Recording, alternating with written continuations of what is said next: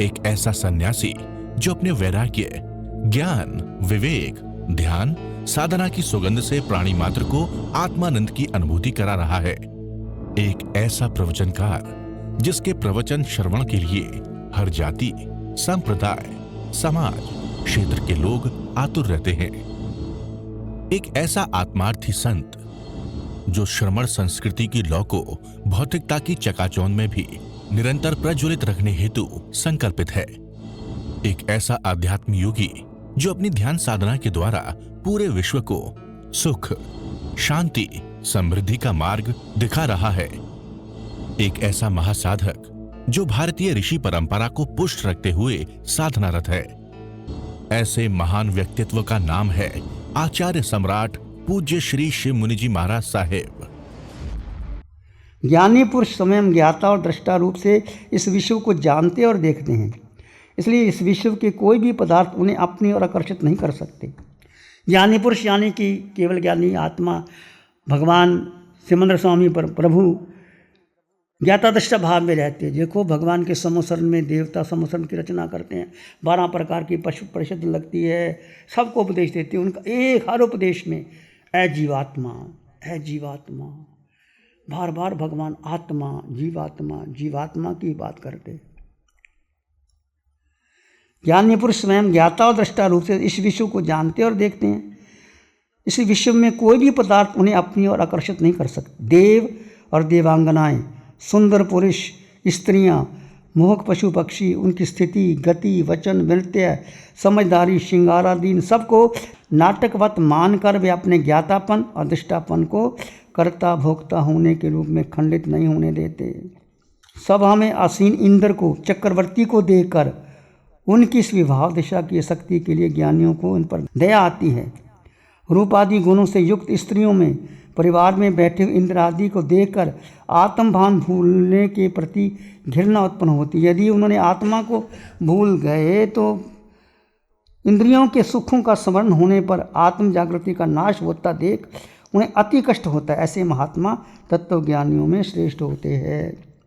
इस तरह के महात्मा एकांत में बैठकर इंद्रियों से उत्पन्न होने वाले सुख की तथा आत्म स्थिरता में से प्रकट होने वाले सुख की जब तुलना करते हैं तब उन्हें अधिक अंतर दिखाई देता है कि कहाँ पेड़ के पत्तों से बनी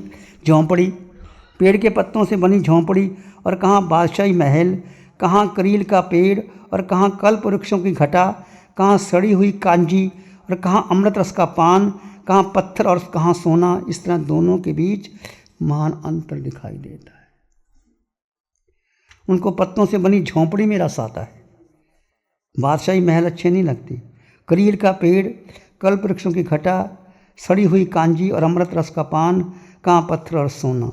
कई आत्म जागृति रहित जीव, राजा वगैरह को कहानियों में, विषय रति की कीड़ाओं में, आपसी क्लेश में, धन प्राप्ति की चिंता में, संतानोत्पत्ति के उपायों में, बाग बगीचे में, विचारों में, गाय बैल घोड़े आदि के पालने में, दूसरों की नौकरी करने में, कुछ लंबी नींद लेने में, दवा आदि की खोज में, देवता मनुष्य आदि का रंजन करने में, अपने शरीर आदि का पोषण करने में, आयुष के अमूल्य दिन।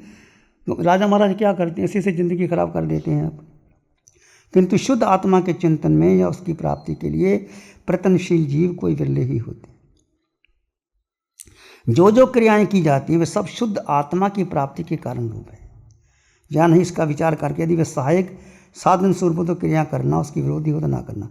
यदि कोई भी आप क्रिया कर रहे हो, देखो आप बिहार करोगे, आपके पास लोग भी आएंगे, आप परंतु उस क्रिया में देखना कि मेरी धारा खंडित हो रही है तो उससे बचना, उसको थोड़ा सा उपदेश दे करके पीछे हट जाना और उसको आत्मा की दृष्टि से मोड़ देना। उसमें रस नहीं लेना। रस लोगे तो आप भी बन जाओगे, वो भी बन जाएंगे। आत्मा ज्ञाता दृष्टा है, बस एक आत्मा ज्ञाता दृष्टा। करता भोगता जब आए, मैंने किया, उसने किया, मेरा चमासा बढ़िया हो गया, लोग आपकी बड़ी तारीफ करते हैं, आपका चमासा बढ़िया हो गया, उसमें अलग हो जाना। मैंने क्या किया भाई, मैं तो दृष्टा हूँ, ज्ञाता हूँ। अपने को अलग कर लेना। वह आत्मा स्वयं को ही ज्ञेय और दृश्य रूप बनाकर उसमें चित्त को टिकाए रखने से उत्तम ज्ञान और दर्शन का लाभ बड़ी आसानी से पाता है।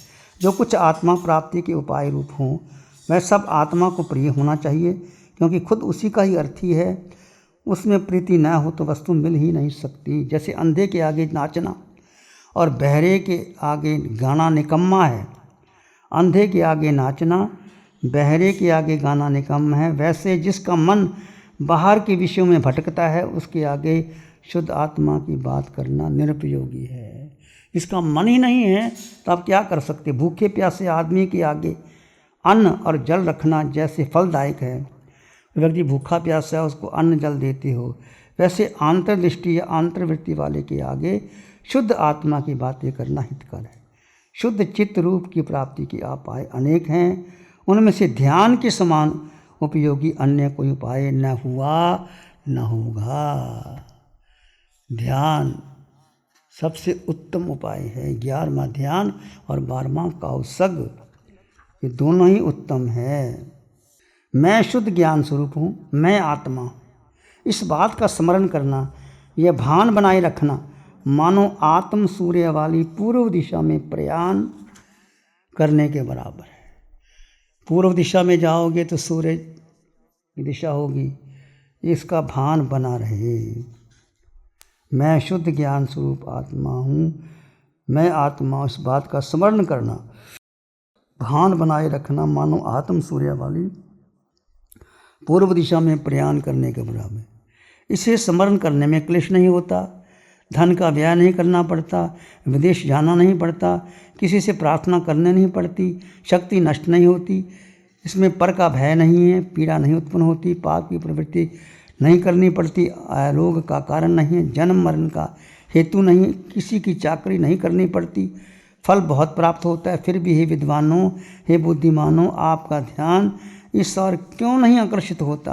अनादिकाल के इस माया पाश से मुक्त हो जाओ, अपनी अज्ञान की मूर्ति से मूंदी हुई आंखें खोलो। भोग भूमि, स्वर्ग का स्थान, विद्याधर की अवनी, नागलोक की पृथ्वी प्राप्त करने में थोड़ा बहुत भी कष्ट नीत है, किंतु शुद्ध चित्त रूप आत्मा की भूमि की प्राप्ति तो उससे भी अधिक आसान है। निशान बराबर रखकर समुचित प्रयत्न करने से सुख की प्राप्ति, ज्ञान का उदय, कर्म का क्षय, मधुर शांति, सच्ची निर्भयता आपको यही प्राप्त होगी। इसलिए आत्म प्राप्ति सुगम है। विश्व में केवल शुद्ध चित्त रूप मेरे आत्मा को छोड़ और कुछ भी ग्रहण करने योग्य नहीं। देखो, आपको आत्मा को छोड़ दो, बाकी क्या है।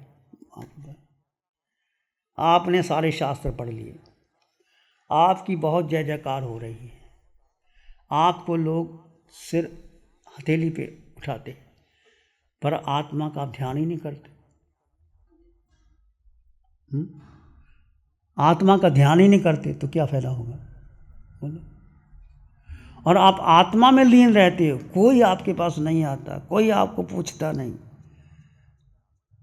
तो आप ऊपर ऊपर उठ जाओ, हैं आनंद की, क्योंकि आत्मा स्वयं आनंद रूपी है। मिश्री खाओगे तो मुँह कड़वा होगा कभी? आज तक हुआ है कभी? मिश्री खाओगे तो मुँह मीठा होगा ही, और मिर्च खाओगे तो तीखा होगा, फिर जलन होगी, फिर मिश्री मांगोगे, थोड़ी मिश्री दे दो, कड़वा हो गया, मुँह तीखा हो गया, इतना ही फर्क है।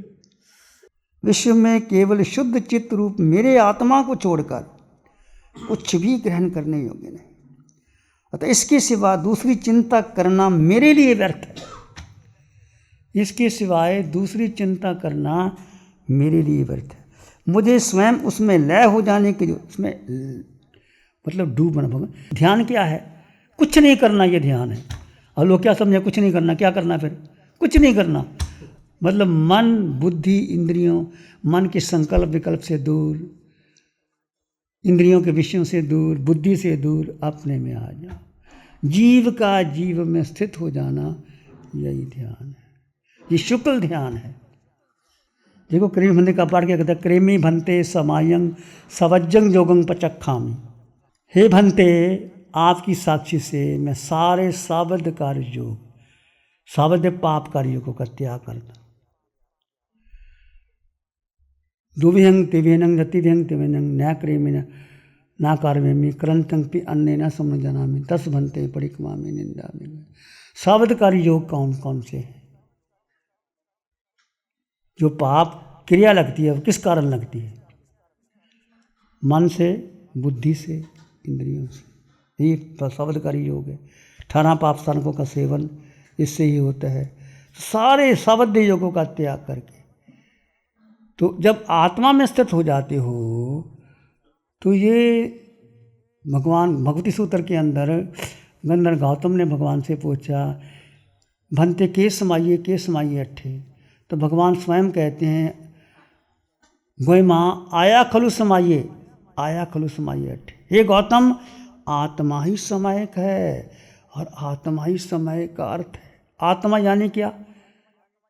अपने को जान लिया और अपने में स्थिर हो गए, यही समायक है। और समय का पाठ भी यही कहता है, जब आप सारे पापकारी योगों को छोड़ करके अपने में समाहित हो जाते, यही समायक है। और क्या समायक है? बाकी तो सारे जो हम पाठ जाप जो कुछ भी करते हैं ये एक निमित्त मात्र है, कुछ करने की जरूरत नहीं। नमकार मंत्र भी पढ़ने की जरूरत नहीं। यदि आप कहोगे तो आप क्या बातें करते हैं? नमकार मंत्र आत्मा में समाया हुआ है। अरिहंत सिद्ध आचार्य उपाध्याय साधु में क्या आत्मा ही है। सोहम की साधना करके देखो, जो अरिहंतों में वो मुझ में है, जो सिद्धों में है वो मुझ में है, जो आचार्य में वो मुझ में है, जो उपाध्याय में है मुझ में है। साधु आत्मा, तो हम आत्मा की तो बात कर रहे हैं। पंच परमेष्टि मुझ में समाया गया, तो पंच परमेष्टि की माला करने से क्या होगा? उसमें उत्तर जाना है। सोहम की साधना में सब क्लियर कर दिया। जो क्रेमी भंते का पाठ है वो सब ध्यान का ही पाठ है। अब वो विधि लुप्त हो गई, आचार्यों ने लोग उसका ध्यान दे दिया, उसका दे दिया, नहीं तो केवल स्वयं में स्थित होकर के ध्यान करते थे। कैसे शिक्षा करोगे? इस जन्म के नहीं, नरकों में भी गए, वहाँ भी हमने कर्म बांधे, पशु पक्षी बने, पता नहीं हिंसक बने कि कैसे बने, शेर बिल्ली चूहा कुत्ता छिपकली, कहाँ कहाँ पे जाए, कितने कर्म बंधे होंगे। और मनुष्य बन करके भी इस जन्म में भी देखो, जब जन्म से लेकर अभी तक कितना झूठ चोरी कुछ किया ही है ना। देवलोकों में भी देवों को मनोरंजन किया, इतने कर्म इकट्ठे, कैसे शिक्षा होंगे? भगवान कहते हैं जीव जीव में स्थित रह जाए, बस 24 घंटे रह जाओगे तो क्षय संगत हो, 48 मिनट रह गए तो केवल ज्ञान हो जाएगा, केवल ज्ञान हो जाएगा 48 मिनट में। उसके लिए क्या करना पड़ेगा? मोह कर्म को तोड़ना पड़ेगा। मोह प्रबल शत्रु है। मिथ्यात्व की जड़ को जीव मान लिया। अपने 25 बल के थोकड़ में आता ना, जीव को अजीब समझे तो मिथ्यात्व, पर ये एक रट लिया हमने, इसको देखा नहीं। जीव को अजीब मान लिया, शरीर को अपना मान लिया। मिथ्यात्व, और क्या बड़ा मिथ्यात्व है? मैं शिव मुनि, मैं साधु, मैं बड़ा साधु विश्रा, ये सब क्या है? कुछ नहीं। सब आत्मा, तुम भी आत्मा, मैं भी आत्मा, सब में समान आत्मा। आत्मा का आत्मा से देखो, आत्मा को आत्मा से जानो। तो आत्मा शब्द ही इतना आनंददायक है कि आपके अंग अंग में, कण कण में, रोए रोए में, खून के कतरे कतरे में आत्मा पड़ जाए। और जिसको देखो आत्मा ही देखो, एकदम नहीं आएगा, उपयोग नहीं लगेगा, पर प्रयास करते रहो। कोई आपके सामने आया, आंखें बंद करके उसमें पहले शरीर फिर आत्मा, आत्मा, सब में आत्मा देखोगे तो धीरे धीरे आपकी आत्मदृष्टि बदल जाएगी और सुख भीतर भरा पड़ा है। देखो, यदि आपने मोक्ष जाना है तो एक ही मार्ग है। भगवान कहते एक ही मार्ग है और कोई मार्ग नहीं है। एक ही ध्यान है, एक ही मार्ग है, एक ही ध्यान और कौशल, 12 प्रकार का तप, जी ना अनशन हो, ये सब कर्म वाइज है। आप देखो ना, वो संत जिसको बेचारा उपवास समस्री के दिन भी भोजन नहीं छोड़ सकता था, उसको केवल ज्ञान हो जाता। कर्णकंडू, क्या था नाम था? करकंडू। पर इतनी क्षमा, इतनी करुणा, इतनी मैत्री, और उसके गुरु ने थूक दिया फिर भी खा गया। कैसा महान संत था। और बड़े बड़े तपस्वी एक तरफ देखते रह गए। तो ये जो चित्त की निर्मलता, शुद्धता और आत्मा में रमन करना, ये सबसे बड़ी बात है। और आपका और हमारा सबका बहुत सौभाग्य है कि पंचम काल में अरिहंत परमात्मा की कृपा मिली है। यदि आप समझो, तुम ना समझो तो तुम्हारी मर्जी, श्रद्धा करो ना करो। आप नहीं समझ पा रहे, ये प्रभु की वाणी आ रही है। ऐसी वाणी निशा बोल सकती है, ऐसी आ सकती है। आपने 2 दिन में दिया, कैसे कौशल, कैसे ध्यान हो रहा है, एक एक शब्द पहले ही दिन भगवान ने तीनों ही करवा दिए। सोहम कोहम मैं मेरा एक ध्यान में करवा दिया। तो प्रभु तो सर्वज्ञ सर्वशक्ति, तीनों लोगों को जानते और देखते, हमारे लिए क्या योग्य है वो करवा देते। कहाँ महाविद्य, कहाँ भरत क्षेत्र, कितना बड़ा हमारा उपकार है, फिर भी हम भूल जा करके फिर हम ध्यान ना करें, इधर उधर जाएं, कोई इधर जाए कोई उधर जाए। मैं नाम नहीं लेता किसी का भी। उदय कर्म के अधीन तुमने जाना तो जाओ, मैं मना नहीं करता, पर ये ध्यान देखो छोड़ करके कहाँ जाना, इसके सिवाय कुछ अच्छा नहीं लगे भीतर से। जैसे महामोह के उदय के कारण मनुष्यों का मन लक्ष्मी तो स्त्री में रमता रहता है, इसका महामोह उदिया, उसी तरह अपने चित्त रूप में हृदय रमने के लगे तो आत्मा की मुक्ति पास में है। यदि आपको आपके हृदय में, आत्मा में, हृदय रूपी में आत्मा रम जाए तो मुक्ति पास में है। जो परमादि जीव शुद्ध आत्मा के चिंतन को छोड़कर दूसरों के पौद्गलिक कार्यों का चिंतन किया करते हैं, वे अमृत को छोड़ करके विषपान करते हैं। सारी दुनिया देखो क्या हो रहा है, पूरी दुनिया 18,000 साधु साधवियाँ हैं। बोलो कितने संत साधु आत्मा का ध्यान करते, आत्मा का ध्यान करने वाले और उसमें डूबने वाले, रस लेने वाले, रुचि रखने वाले, वे अमृत को छोड़ करके विषपान करते हैं। विषयों के अनुभव में व्याकुलता के साथ राग द्वेष से होने वाले परिणाम में दुखदायी है, लेकिन आत्मा के चिंतन में परम शांति होने के कारण केवल सुख रूप परिणाम ही आता है। आत्मा का चिंतन करोगे तो सुख रूप, इसलिए बार बार जब आपका मन भटके आत्मा में ले आओ, मैं आत्मा, मैं आत्मा, सब में समान आत्मा।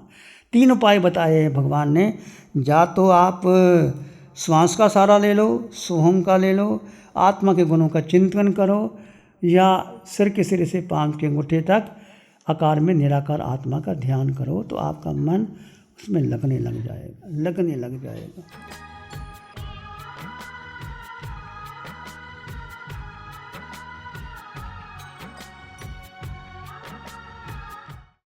नमो अरिहंतानं, नमो सिद्धानं, नमो आइडियानं, नमो विजयनं, नमो लोय सत्साहुनं, धम्मो मंगलमुखीठम अहिंसा संयमो तव देवावित्तं नमं संति जस धम्मे श्यामनो। श्री चत्तारी मंगलम, अरहंता मंगलम, सिद्धा मंगलम, साहु मंगलम, केवली पानत्तो धम्मो मंगलम। चत्तारी लोग उत्तम, अरहंता लोग उत्तम, सिद्धा लोग उत्तम, साहु लोग उत्तम, केवली पानत्तो धम्मो लोग उत्तम।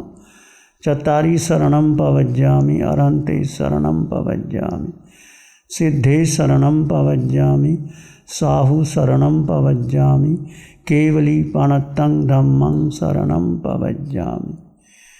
चारे शरण दो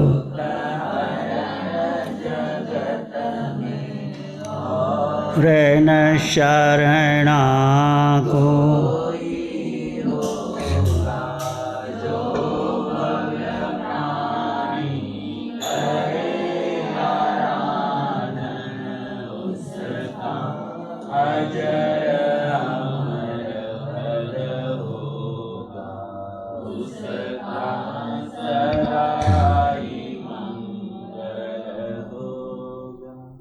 पिछले 60 सालों से केजीओसी ग्रुप अपने 4 ब्रांड कोहे, कंगारू, म्यूनिक्स और माइल्स के माध्यम से हाई पोजीशन प्रोडक्शन के द्वारा दुनिया में जाने माने लार्जेस्ट मैन्युफैक्चरर्स में से एक है। जैसे staplers, staple remover, paper punch, gun tacker, ऐप tool, geometric tools, stitch wire और किचन में यूज होने वाले प्रोडक्शन से दुनिया के लगभग हर देश में उपलब्ध है। ये प्रोग्राम केजीओसी ग्रुप के सौजन्य से प्रस्तुत है। निज आत्म को ध्याले